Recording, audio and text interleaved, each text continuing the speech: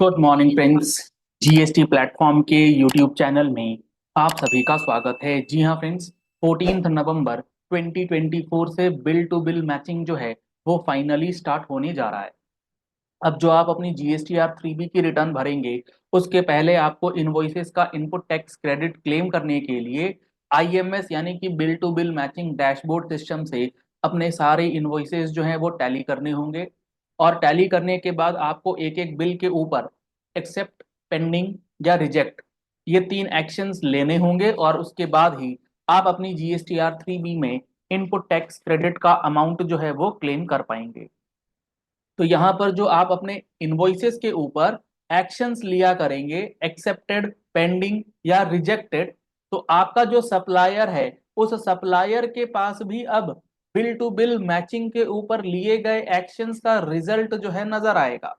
इसके लिए भी अब नया एक आईएमएस जो है वो इनेबल किया गया है सप्लायर्स साइड के लिए।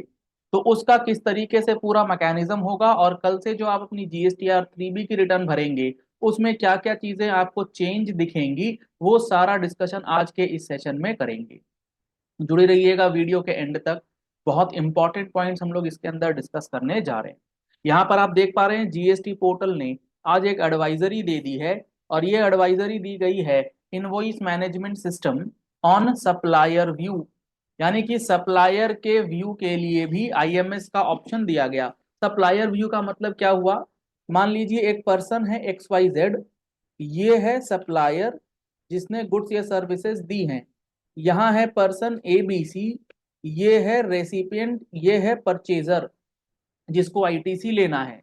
अब सप्लायर अपनी जीएसटीआर 1 फाइल कर रहा है और ये अपनी जीएसटीआर 1 के ऊपर जो भी इनवॉइसेज अपलोड कर रहा है, जो भी इनवॉइसेज वो डाल रहा है, ये इस एबीसी के आईएमएस में डिक्लेयर हो रही है, वहां पर उसको शो होगा। और ये इस आईएमएस के ऊपर जो भी इनवॉइसेस दिख रहे हैं उस पे एक्सेप्ट, पेंडिंग या रिजेक्ट का एक्शन लेगा। मान लीजिए ये इस पर्टिकुलर इनवॉइस को रिजेक्ट कर देता है, तो रिजेक्शन जैसे ही ये करेगा, रेसिपिएंट जैसे ही रिजेक्ट करेगा, सप्लायर साइड में जो ये आईएमएस का सप्लायर व्यू है, आईएमएस का जो सप्लायर साइड का व्यू है, इसमें ये रिजेक्शन का इंफॉर्मेशन इसके पास डिस्प्ले होने लगेगा। तो यहां पर कम्युनिकेशन जो है वो किया जा सकता है सप्लायर और रेसिपिएंट के बीच में कि आपने ये इनवॉइस रिजेक्ट क्यों किया, इसे पेंडिंग क्यों रखा, वगैरह वगैरह, ताकि किसी प्रकार का कोई मिसमैच जो है वो सप्लायर और रेसिपिएंट के बीच में ना रहे। तो आईएमएस एक तो आपको रेसिपिएंट एंगल पे दिखेगा और एक सप्लायर के साइड में भी दिखेगा कि आपका रेसिपिएंट क्या एक्शंस आपके द्वारा लिए गए इनवॉइसेस पे कर रहा है। इसके लिए इन्होंने क्या बताया है? To facilitate the tax payer, the supplier view of IMS has also been made available where the action taken by the recipient on the records or the invoices reported in GSTR 1, 1A और IFS।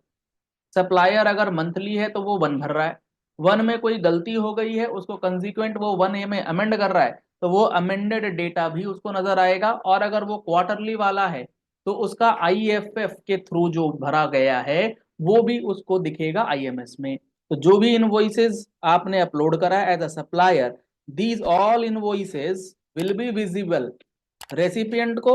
Recipient के द्वारा लिए गए actions का जो visibility है वो आपको सप्लायर व्यू फंक्शनैलिटी के अंदर नजर आएगा।